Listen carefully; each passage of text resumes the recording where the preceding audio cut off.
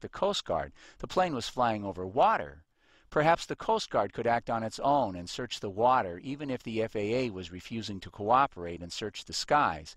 But let's first acknowledge here that if a plane is missing and you call the Coast Guard instead of the FAA, the Federal Aviation Administration, it's either because you're retarded and you don't know the difference between flying a plane and sailing a boat, or it's because you have exhausted all hope of getting the FAA to act. The Kennedys aren't retarded. By 2:15 in the morning, they were desperate and they called the Coast Guard to look for a plane. The Coast Guard cooperated. I guess you could call it that. They contacted the FAA. I'm a shugana. But at least now the FAA was on notice that another government agency was involved. They had to do something, and so the FAA did something. The FAA contacted the Air Force, the government agency most obviously criminally involved in the events of September 11th. The Air Force contacted the Coast Guard, letting them know that the Air Force, not the Coast Guard, was now in charge, letting them know that the Coast Guard should now do what the military tells them to do, and the Air Force then sent the Coast Guard on a wild goose chase to search an area 100 miles away from anywhere the plane might have gone down. Meanwhile, from 2 a.m. until 7:30 a.m., the Air Force and the FAA did nothing. At 6:30 a.m. on a Saturday morning, Ted Kennedy woke up John Podesta, Clinton's chief of staff. At 7 a.m., Podesta woke up Clinton. At 7:15, Clinton told Podesta to call the Air Force and tell them that if they didn't have a search underway in 15 minutes, they shouldn't bother to come to work on Monday because they would all be fired if they weren't in jail. The Air Force said, "Oh, you want a search? We'll give you a search," and they scattered 2 planes and 2 helicopters across 20,000 square miles of ocean. The Air Force kept them searching this vast expanse for the next 5.5 hours. Now, obviously, not everybody at FAA was involved in a criminal conspiracy, with Colonel Rourke and the Air Force and the Pentagon. After all, Bergen got his information about the tower contact from some honest person at the FAA, and many other professionals at FAA also did their jobs as usual. For example, studying the radar tapes of Kennedy's flight, performing what is called an NTAP radar analysis. The name of this type of review of the radar records, NTAP, means that you go back to takeoff. You start with the plane identifying itself to the tower, giving its N number, its registration number.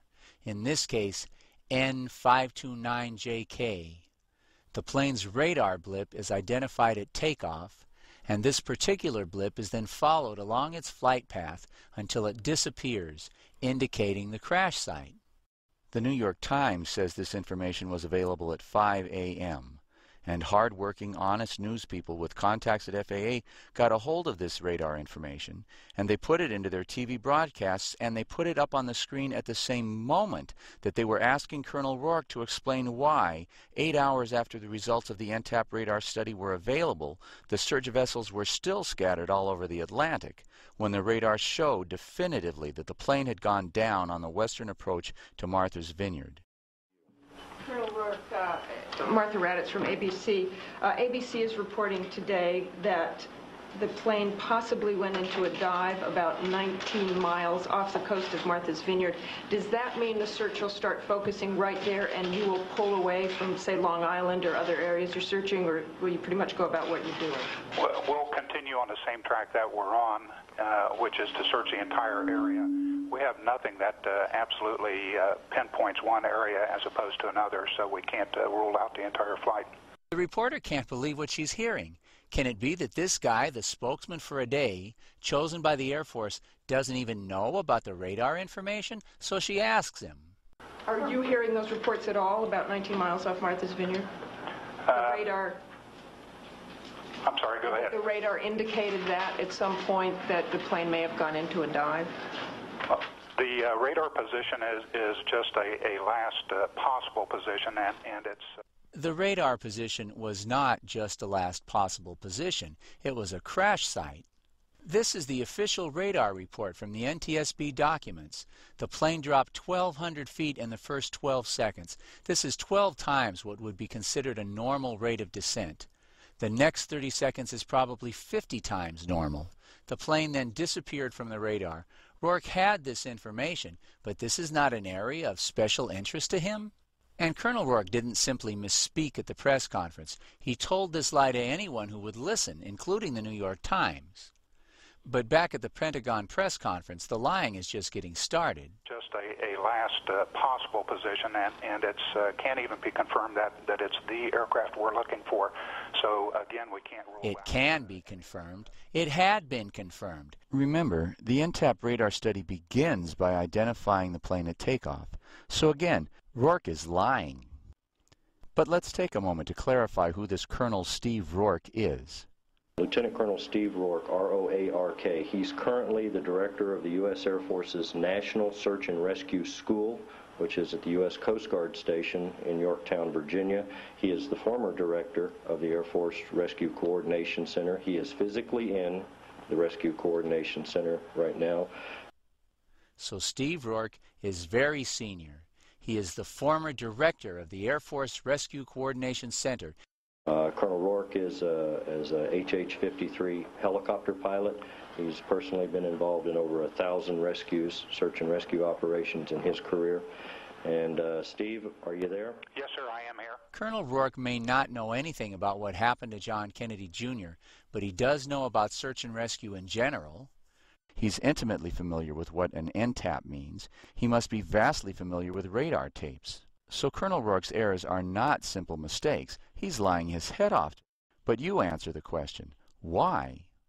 I guess "I don't know why" is a perfectly legitimate answer to that question. But can't we do better than that? Can we find any other evidence that suggests a more qualified, more specific, more useful answer than "I don't know"? I think so. The obvious answer is that they were trying to keep the rescue craft out of the crash area. Our search, and by about 1 o'clock this afternoon, we had narrowed that focus down to an area of about 17 miles southwest of Martha's Vineyard, consistent with the kind of flight path that we would expect flying VFR from Caldwell, New Jersey to Martha's Vineyard. At about that same You get the time, point. The FAA knew where Kennedy's plane had gone down before it hit the water. The NTAP radar study verifying where Kennedy's plane had crashed was completed at 5 a.m., but Rourke and the Air Force kept the Coast Guard searching this vast expanse for the next 5.5 hours. It wasn't until after 1 o'clock in the afternoon, when a suitcase washed up on the beach with Lauren Bassett's name tag on it, that the Coast Guard, acting on its own, was finally able to focus on something remotely resembling the crash area. One last point on this question. All civil aircraft are required to carry an emergency beacon, or an ELT.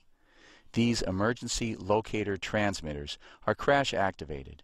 If a plane crashes, the ELT sends out a signal that is received by a network of satellites that can instantly locate the crash within a matter of a few feet. So, where did ABC get the information for this picture, which shows a beacon in the crash area?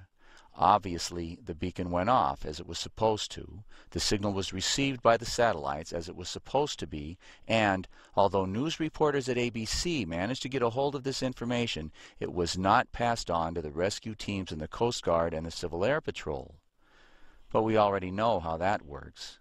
The question then is why? Why didn't Rourke and the others involved in this criminal conspiracy want the searchers to know where to search?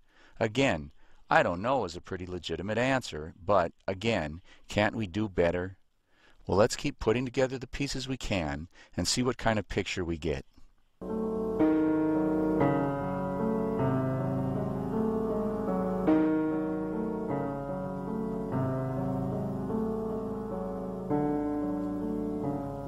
At 2 a.m., as soon as the Coast Guard tried to involve itself, the military took charge of the search. As we've seen, they hid or destroyed many pieces of vital information. In addition, the Mafia, the military, and their accomplices have also seen fit to lose many crucial pieces of information which are essential to our being able to see and understand what happened. Through dumb luck and hard work and invaluable help from others, we've been able to replace many of these missing pieces. We also heard that they picked up a radio beacon, the emergency beacon that these airplanes are equipped with, and they're set to go off on impact. And that we now know, for example, that it is more than likely that John's emergency beacon, the ELT, went off and was received, but that this